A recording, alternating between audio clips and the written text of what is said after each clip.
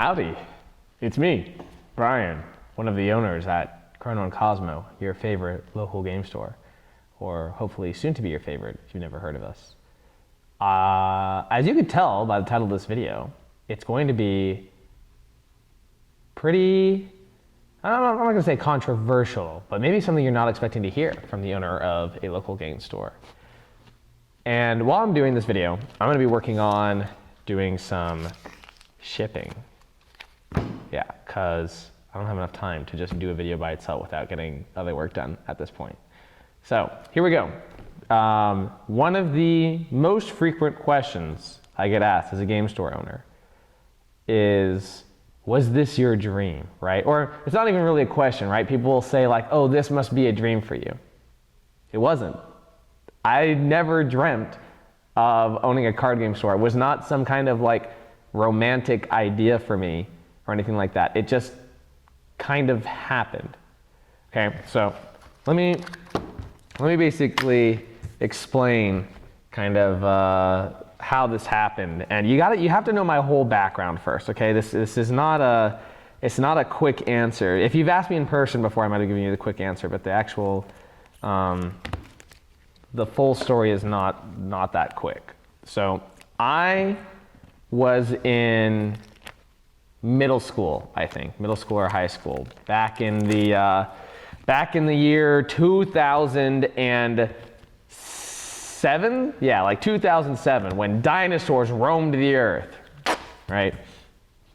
And I had kind of come up with what I thought I wanted my dream job to be. I'm gonna stutter a lot. I have like a stutter, so I'm gonna stutter a lot. We're not gonna edit it out. We're going raw and unfiltered. Just kidding. I do kind of naturally filter myself a little bit.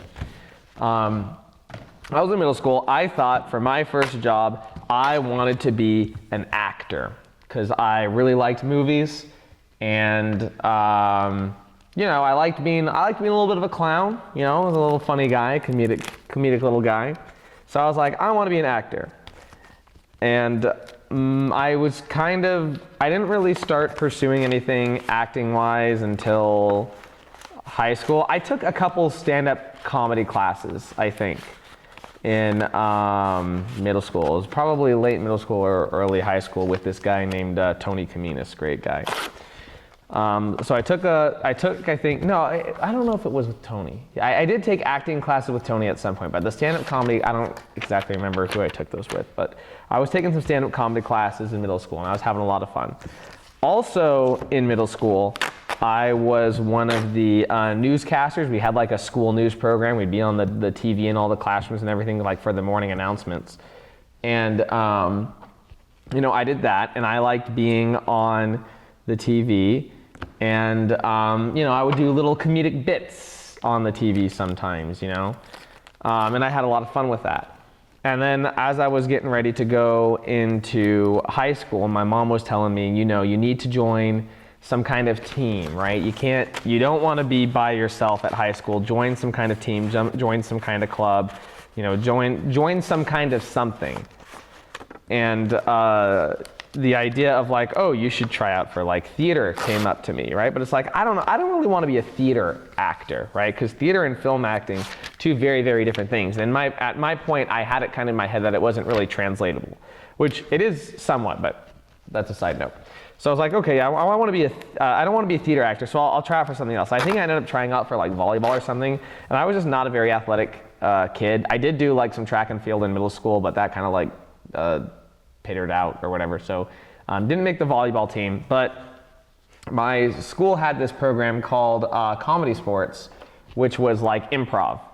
And you know, it was, if you've never seen improv before, it's like you're making up the jokes on the spot, right? There's like different scenarios and different situations, like if you've seen Whose Line Is It Anyways, or what else does improv? Like what's hip with the kids these days? Game Changers, right? They do a little bit of improv on Game Changers or whatever. I don't know, but you know, if you know improv, you know improv.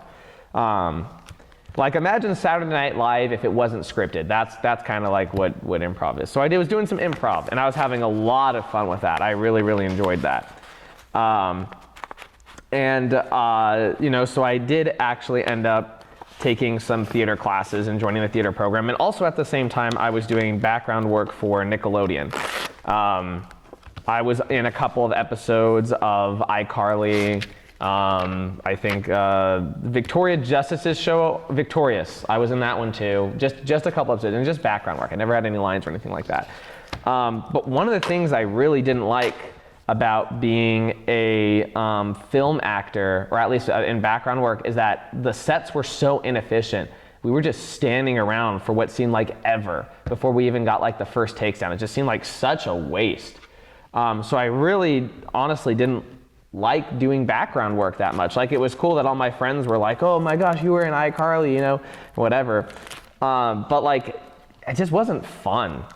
But I kept thinking like, oh, you know, maybe, you know, I'll get some lines someday, right? And then I'll have more fun, right? I'll get to be in the rehearsals and interacting with all these, you know, other stars or talents or whatever, and then it'll be more fun than just kind of like standing around for 4 hours waiting for the crew to get their act together, so that way we could finally bring on the talent and start shooting. But it kind of went into the back pocket, and I was really focusing on kind of like the theater program at school. So I was in like a lot of shows. You know, I did a lot of comedy sports, and people like really liked me. Like, I was popular in high school, okay? Not to, you know, toot my own horn, okay? But you know the whole like stereotype of like the theater nerds or whatever? Like, I mean, yeah, I was kind of like that, but I was also like a normal person, so I just got along with everybody. Like, it's not an exaggeration to say, I'm pretty sure every single person I went to high school with that knew me had a favorable opinion of me. Right? There's probably like, I probably had a couple enemies, but like, it was a one-sided thing. Like, I didn't know they were my enemies, right? But anyways, a lot of people liked me. I was very, very popular. And so it took some time for me to figure out, probably didn't figure it out until, I don't know, my senior year. Yeah, like the first semester of my senior year, I finally figured out I'm actually not a very good actor. Like, I have stage presence, right? I can bring a character on a stage, right? Or in like, if we were doing like a short film or something, like I could do that, right? But there's a je ne sais quoi to acting, right? There's a thing that I can't really define. And like, you see the actors on the big screens, right? Or even in just like the really, you know, the indie darling films, they've all got this something, and I just never really had it. Right? And you know, I would cope about it too. I would be like, oh, it's just, I'm just not getting the proper direction, or, you know, I'm not getting the proper criticism. And that might have been part of it, right? Because I was really well liked, right? So when I would ask my peers for like, you know, notes on like a monologue I was doing or some other character or whatever, I would always get really good feedback. If there was anything like criticism or to improve on, it just wasn't very, sharp. How do I say it?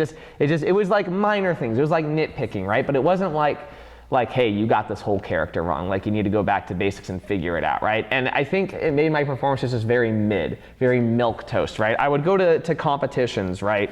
And I just wouldn't do well. Maybe I would make it to a second round of a monologue performance or a short scene or something, but I just never really won any awards or anything like that. But you know, people loved me, right? But you know, all the people that would come to my shows were people that I were already friends with or stuff like that, or just like people who knew of me, and I was like this micro celebrity at the school or whatever. So of course they liked my performances. But I just never really felt that I was that good at it.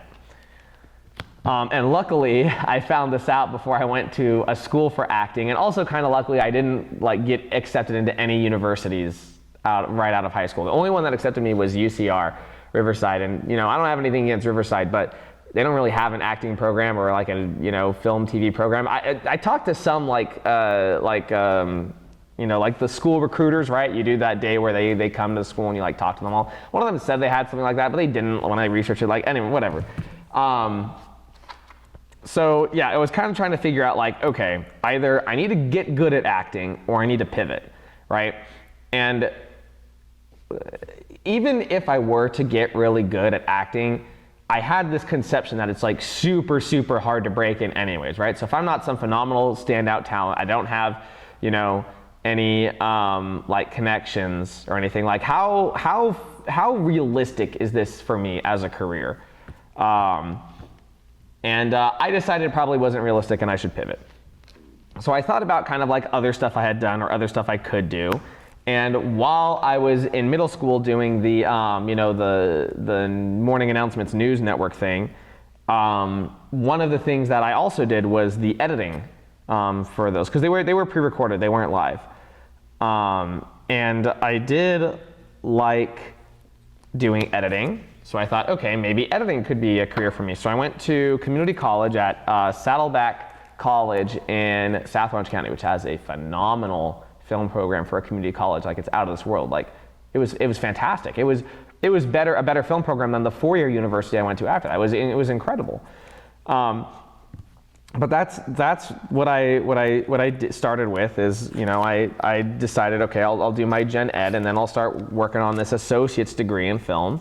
And it was a great program, and I was better at editing than I was at acting, and it made me think, like, it gave me the confidence to say, like, okay, I could turn this into a career.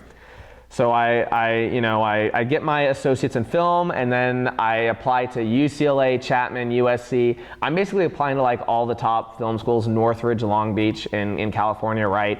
Trying to get in and get to a 4-year for my film program, and like it was something like 7 semesters straight. I didn't get into any of these programs. Then finally, it's been 2 years since I got my associate's degree. I'm just kind of just working a job in the meantime. I actually did have a really cool opportunity. I was doing these economics videos. I was editing economics classes, online classes, lecture videos for UCI, University of California, Irvine, which was really cool. And we're gonna get back to that. That's gonna come back later. Yeah, so I finally just like, all right, I need to go to a school. So I also applied to Cal State LA, and then I got accepted there the first time I applied. And look, I didn't have bad grades or anything, right? And some of these universities, at Cal State's at least, you don't write an essay or anything. It's literally just your transcript. I had decent grades, and I had what I thought were really good, like extracurriculars and stuff, right? I was like, making a bunch of short films in my spare time. I was doing, some charity work. It was unrelated, but right, it was a well-rounded transcript, I thought. But anyways, I get into Cal State LA, and like, oh my gosh, like, I'm sorry, their film program is awful. It's just awful. 75% of the classes were sitting in classrooms with theory and no practical applications. There were no connections coming out of that school either. Most of the people that I graduated with in my major, I'm sorry to say, I'm pretty sure most of them aren't even doing anything in the film industry, or they never rose past the kind of the rank of PA. Like, I know one guy was editing videos for Pocket Watch, which I actually think is a really cool gig, and I hope he's still doing that. I haven't talked to him in a while.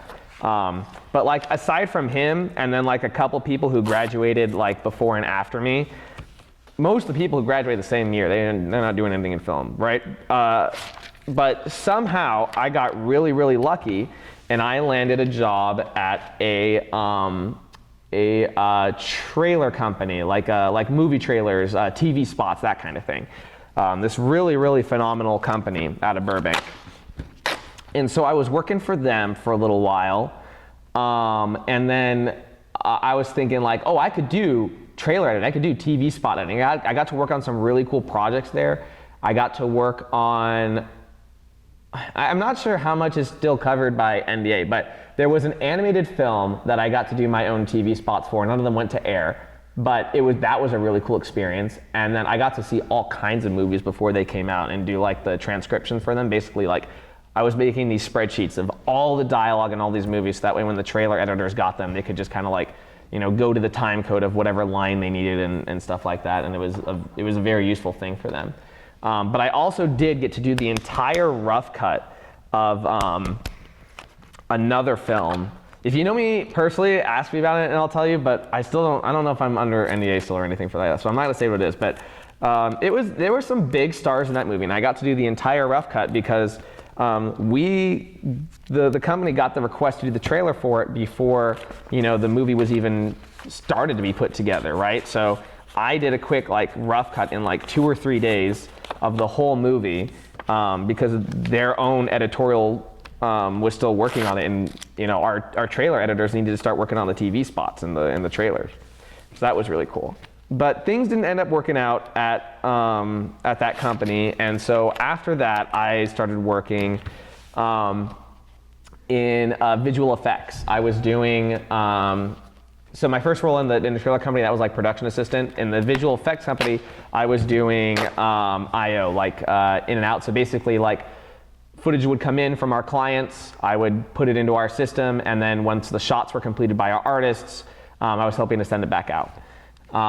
And that was a really cool side of the industry to see, but it was a little depressing, because this was around the time where it's like all of the VFX work was starting to go out of the country, right? It basically already did, because by that point, the UK was already doing this thing where it's like, oh, if you're an American movie and you do your VFX here in London, we're going to give you a 33% kickback on all your costs. It was nuts. So like, it was tough for studios to compete with that, but man, like that studio I worked for, their artists were exceptional. Like the work that they did was really, really cool, and they worked on some really, really cool stuff. I think I can say that this was Zoic. Right? I don't know if they're still around. They were out of Culver City. Phenomenal work out of there. They worked on so many cool projects. And anything they worked on, whether it was just like, simple window replacements for like when you're shooting inside a car and you need to, replace what's outside the window, or just like, full on VFX shots for like these really cool super movies, it was really, really cool work. And I even had the opportunity to learn Flame, which is like the specialized software they use in like car commercials and like other stuff that has like super fast turnaround and pays like a ton of money. But I ended up leaving that also because I got an opportunity to be an assistant editor for a reality TV series. And this to me was like my big break, right? Because I was like, oh man, I want to be an editor. I didn't really want to do VFX. And to get the chance to be an assistant on like an actual TV show, like this is it. This is the break I've been looking for, right? This is the start of a whole career. And I first started working on cowboy reality shows. And like, you would be surprised how much cowboy reality TV out there. And let me tell you, I learned so much working on those shows. I learned about all the different breeds of cows and like, real cattle drives still happen and all this kind of cool stuff. And like, it was a blast working on those shows. And from there, I also got my union hours, and I made it into the Editors Guild, and I'm still a local IATSE 700 member to this day. And yeah, that was really cool. And this is going to come back to cards, okay? But just like, like I told you, it's not a short story, okay? We have to get there. So bear with me. Thank you for your patience. All right, so I'm editing these cowboy reality videos or shows. They were all like local Alabama television kind of for this network called INSP. So like nothing anybody really saw out here unless you just happened to be on Amazon and you saw the show and you wanted to, buy the episodes or something. And then, COVID happened, and I get another really big break, right? They want me for this show, which is cowboy adjacent. It was called Relatively Famous Ranch Rules, and they were taking the children of all these different celebrities, like Eazy-E's daughter was on it, one of Shaq's kids was on it, right? Pat Benatar's daughter was on it, and they put them on a ranch, and they made them do ranch work for a month. I think it was like a month. It was like 1 to 3 months. I don't remember exactly how long, but boy, that was a great show. And that was my first real union gig. And I was a lead assistant editor. I was the lead assistant editor on that one, and that was an incredible opportunity. And then from there, I went on to all kinds of cool stuff. I did a bunch of stuff for Discovery, now Lionsgate. I did some stuff for Disney. I did like a really cool snow sculpting competition for them, right? All as an assistant editor. And like, as I was doing this, I was like, you know what? I like assistant editing. I'm making pretty good money, and I really love my hours. By that time, I was basically just full remote for the most part on every show I worked on. So like the hours were really reasonable. It was still, 50 hours a week, but like when you're working 50 hours a week from home, it's a big difference for your work-life balance than, 50 hours a week in office. And so I was like, man, maybe I'll just be an assistant editor for my rest, and I'll never move to full editor, and this will be my career, because I was enjoying it. I was good at it. It was very technical. I wasn't doing much creative editing at all, but that was okay, because I was getting my creativity out in my hobbies, right? Whether it be GMing for Pathfinder or another RPG, or playing card games, right? Deck building, because at that time I was playing card games as a hobby. So yeah, I loved that, and I just wanted to keep doing that. And then about, I want to say 2 years ago or so, the work started drying up. It was like 1 to 2 years ago. Before that, I would be booked constantly, right? Like I would maybe have 2 or 3 weeks out of the whole year where I didn't have work. And when you're an assistant editor, it is gig-based. I don't work for a company, I work on a show, right? And then when the show is over, I go to the next show. And I would be constantly booked. Sometimes I would be double booked, right? I would do a day shift here, a night shift here, get 6 hours of sleep, do it all over again. But then the work just started drying up, and there wasn't enough work. And I had a period of time where I went something like 6 or 8 months without a show. And the story was all the same. I would, somebody would tell me like, oh, we've got a show coming up for you. It's about a couple months up. We'll get started in this month, and then that month would come and be like, oh no, we have to push it out more, and just there's no work. So, talked to my wife about it, and it was like, I think I need a backup plan, or maybe not even a backup plan. I think I need a new primary plan.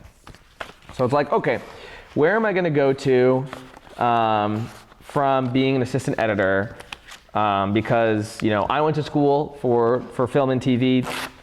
Professionally speaking, that was basically all I knew. Where am I going to go from here?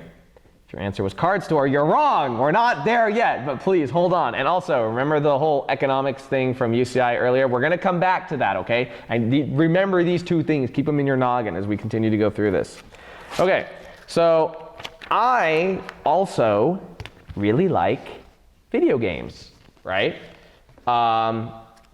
So I thought, oh, maybe a career in video games could be cool. But I never made a video game before, and I didn't know what skills I had to make a video game. I could self-teach myself, but it might take a long time to get to a point where I can make money off of it, right? And I kind of needed a career ASAP. So I decided to go into something, well, I do know, a thing or two about computers. I'll go get an IT certification. So that was my idea. Was that someone at the door? One moment. No, I'm tripping, but I am expecting package deliveries today and the mail carrier to come by, so at some point I will have to get up again. But where was I? So I thought, okay, let's try IT, right? So I took an IT certification course. It's that Google Intro to IT one, which was, it was all right. And then I got my Comp TIA A+ certification, and then I started working on network after that. But as I was working on that, I was like, all right, let's go find a job. And I got hired by a security camera company as like phone tech support, and it was a pretty good job. Everybody there was very, very competent, which was like awesome. I got to learn a lot. My coworkers were super helpful. My bosses or supervisors were super nice. Hours were very reasonable. Commute was not great, but not horrible. But the job was through a temp agency, and although basically everybody who was temp there for a while did get transitioned to a full hire eventually, and it was looking like it was going to go that way for me had I stuck around. The pay was not what I needed to sustain my wife and I's current lifestyle. And on top of that, the guys who had transitioned to full-time, their pay wasn't great either. And from there, it didn't really seem like somebody was going to, like somebody there was still doing like, basically just the full-time, customer support. He'd been there for like 2 or 3 years, and he was not really making anything. So that was kind of like a warning sign. That was like, okay, I can't stay here for very long. I'll keep working on my IT certification or whatever. But I was also pretty demoralized because this temp job, I must have applied to over 300, maybe 400 different entry-level IT positions. Now, some of them not so entry-level, but when you're looking for a job, you apply to everything that you think you're qualified for or could be qualified for. And I got 6 responses for interviews. 3 of them were scams, right? So by that point, I was pretty demoralized. And part of me was thinking like, oh, well, maybe they're just not getting the interviews because I'm not getting the certifications, whatever. I even did this thing where I physically went to 20 managed IT service providers in my area. I walked through the door, gave them a firm handshake and said, hi, I'm Brian. I would love to work here. Here's my resume, and I did get like 1 interview out of that, like on the spot, which was kind of cool, but never heard back from them. So that didn't really go anywhere. And I'm like, all right, that's really funny because I was just about to say I'm not incompetent, but maybe I am. But like, look, I was new to the IT scene, but I'm not an incompetent person, right? I learn really, really well. I have a good understanding of what I know, what I kind of know, what I don't know, and how to brush up my knowledge on those things. I'm really good at learning workflows, right? So it could have been a self-marketing issue, but it wasn't a self issue, if that makes sense. At least to me, it wasn't. Maybe I'm totally misunderstanding my own self, right? Because I'm also the guy earlier that was like, oh, I was super popular in high school, yada, yada, yada, maybe I have an ego or something. But anyways, so security camera, customer support was looking like it was going nowhere fast. So I was a little bit stuck, and I was going to my Friday locals with my buddy Giovanni, who, spoiler alert, he's the co-owner with me here at Chrono and Cosmo. Maybe you've seen the videos he's done. And he was always been saying to me, like, Brian, when are we going to open the card shop, right? And I know he was an entrepreneur, right? I knew he owned a business, but I always thought it was kind of a joke, right? Like, open a card shop, like, you kidding me? Like, what do I know about opening a card shop, right? What do I know about business or whatever? And then one night, he asked me that question, and for a moment, it didn't sound like a joke anymore, right? It sounded like, well, wait a second, why don't we open a card shop, right? So let's look at our assets here, right? The idea was that it was going to be Giovanni, myself, and Sarah. She's our third partner, Giovanni's wife also. And with our powers combined, Captain Planet style, we would have the skills required to open a card shop. Giovanni has the entrepreneurial spirit and the sales experience. Sarah already manages accounting and finances for their other business, and then I had kind of like the card game knowledge and like a little bit enough of IT knowledge to be able to put together systems that would allow us to provide services in a way that is a little bit more efficient and user friendly and stuff like that than your typical card shop, right? But most of it was the industry knowledge that I kind of had, right? And I'm not really I would never really consider myself an entrepreneurial person. I like starting projects, right? But like, gosh, when he was saying like, it's time to start the card shop, he was really made me confident that we could do it. So I was like, all right, Giovanni, let's do it. However, although the 3 of us had almost all of the skills we needed to open a card shop, we did not have all of the skills we needed to open the card shop. At least I was a little bit more hesitant about it. I think Giovanni and Sarah at that time were probably a little bit more optimistic than I am, but there was a key piece that was missing for me, and that was retail experience. I've never worked a retail job in my entire life. I knew nothing about owning a store, running a store. I had ideas, right? I had instincts, right? I've been to stores and seen how things work, and I've had friends who've worked in stores, and I kind of knew from there, but I didn't really know anything. But I had a few friends that did. My first buddy, Mr. Greg, who is the owner of The Light, one of the friendly local card game stores in Ontario, which I highly recommend checking out if you've never been there. They are always popping on Mondays and Fridays. His store is the store I would go play at, all the time. And I kind of witnessed his journey from, opening a place in Azusa that allegedly was infested with asbestos to the store he has now in Ontario. And I was like, Greg, let me get your opinion on something. You think I could do something like this? Like, do you think I could own a card shop? And his response to me was, well, do you like having one customer and playing card games with them for months at a time until they eventually turn into a customer who buys product, and just doing that for a really, really long time, because that's how it's going to start out. Which wasn't exactly the words of encouragement I was looking to hear. So that was a little demoralizing, but I had other friends that I knew had opened up a card shop, and recently too. Kevin and Keith, who own Tilted Gaming over in Cerritos, which is a phenomenal store. Definitely go check that out if you're ever in the Cerritos area. Or you know what, even if you're not, just take a day trip and go to Tilted Gaming in Cerritos. Like, it's a beautiful store. And you might see some of the inspiration for the things we do here has actually came from them, like our bull cracks over there. That was their idea. But anyways, so I knew them because I had played Throne and Liberty, like an online MMO, with Keith a lot. We were both kind of like guild leaders of allied guilds, and we kind of ran our server and stuff like that. I said to him like, hey, you own a card store, right? I'm trying to get into one. Like, can you teach me some stuff? And then that's how I kind of met his brother Kevin. I'm getting my timeline mixed up a little bit here. At one point, I helped them kind of like understand the flesh and blood market. I don't remember if that was before this whole conversation or after, but it was like a mutual like helping kind of thing. Anyways, so yeah, I got acquainted with Kevin, and then he put together this whole consultation program to help us start our store off to a great start and not make a bunch of mistakes that they made when they were starting out, or that card stores tend to make when they're starting out. And that was like the missing piece, right? That was the missing experience we needed to really get this store started.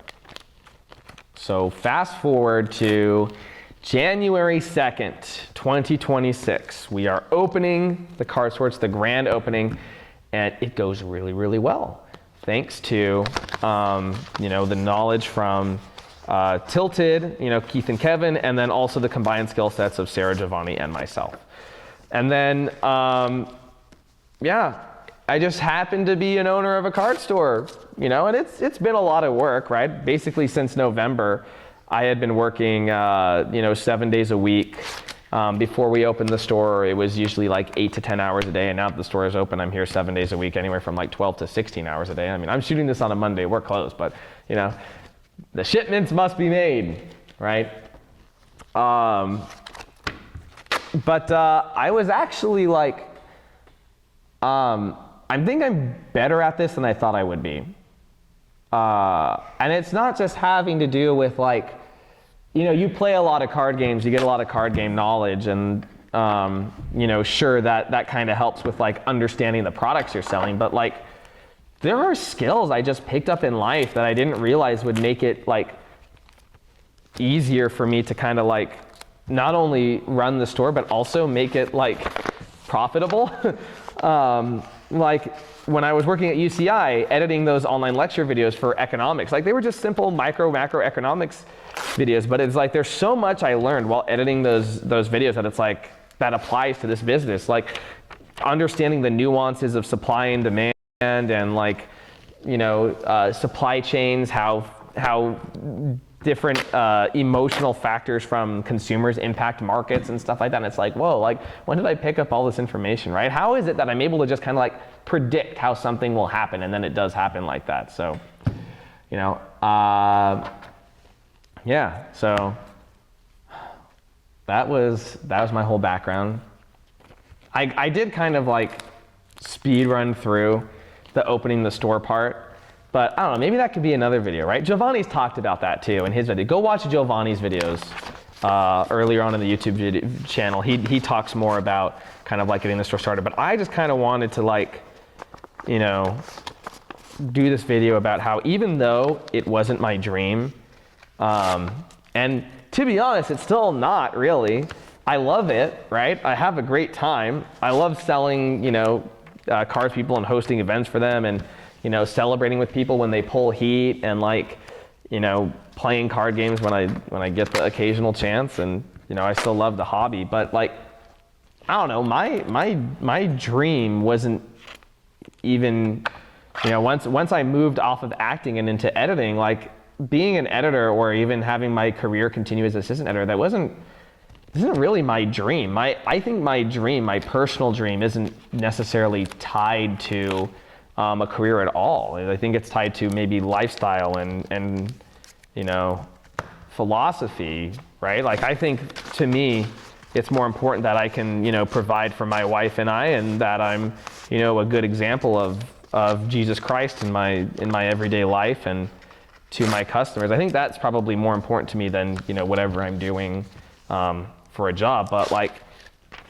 you know, I do love it, and I'm really, really committed to making the best possible local game store experience for, you know, all of our community members. So maybe that's more part of the dream, right? It doesn't necessarily have to be a store, for example, but just doing something and being able to immediately see the positive impact you're having on people, like helping people make friends, right? Because like Giovanni talks about this a lot, and he's right about this. Like, we as a society have lost our third place, right? You go to work or school, right? And you go home, but what's your third place, right? Some people, it's like a club, right? It could be church also, but you know, a lot of people just don't have a third place. Or maybe you do have like a club or a church you go to all the time, but it still doesn't feel like your third place, right? You can't just walk in there and hang out, right? It's not like, you know, Friends, where it's like, oh, let's go to, I don't know, watch Friends, man. Like, I don't know what the name of the was it a coffee shop or was it a bar? I don't even remember. I think it was a bar. Was it like called Cahoots or something? I don't know, dude. I was a Seinfeld guy. I just really didn't watch Friends.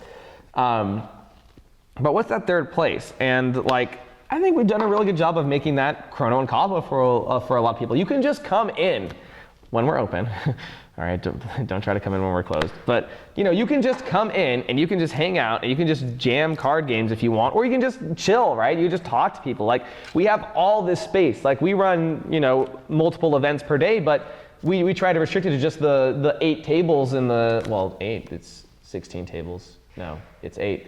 1, 2, 3, 4, 5, 6, 7, 8. It's 8. It fits 16, but it's 8. We try to restrict the events to the 16 tables, and then we have the 4 tables here, which will fit 16 people, for like hanging out, right? We even got like the couch section in the front and all that stuff, right? So you can just come in, have a good time, do whatever you want to do. We've had people come in and do homework in here, right? And then when they're done doing their homework, they jam some card games, and we're just having a good time. Why am I shouting? I'm excited. The acoustics in here are terrible. Hopefully, because I'm not monitoring myself. Hopefully, it's just like not killing the audio. But yeah, that's closer to a dream for me than anything necessarily to do with trading cards. Yeah. What about going forward? What's my if I had to say, okay, what's my dream for the store going forward? Like, I think there are things that would be cool, like, yeah, opening more locations could be really cool, right? Or just being able to expand our member benefits to things people really want, like pre-orders for all of our games, right? But more than anything, I think it's just being able to maintain this excellent kind of community we have, and like being this great third space for people, and also being able to provide, you know, for our employees that we have now. Right? You know, I love our employees, Victor and Zadok and now Isabella, and starting soon Jamie. And I want to be able to have a successful business that is able to, you know, provide for them as well as, you know, provide for myself and my wife. So yeah, that's the dream now. And if we get to play some card games and rip some packs along the way, then, well, shoot, that's just a bonus.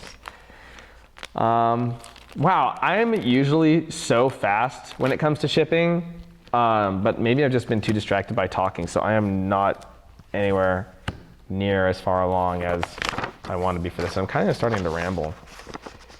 Yeah, I legit thought I was going to be able to get through all these orders by the time I finished that very, very long story, but I've just been going too slow. So maybe I'll just go ahead and call it here. But I mean, we have a comment section in this video, right? Is there something you liked about my story or something that you hated, right? Am I what's it called? Am I not thankful enough to be where I am, right? Am I not,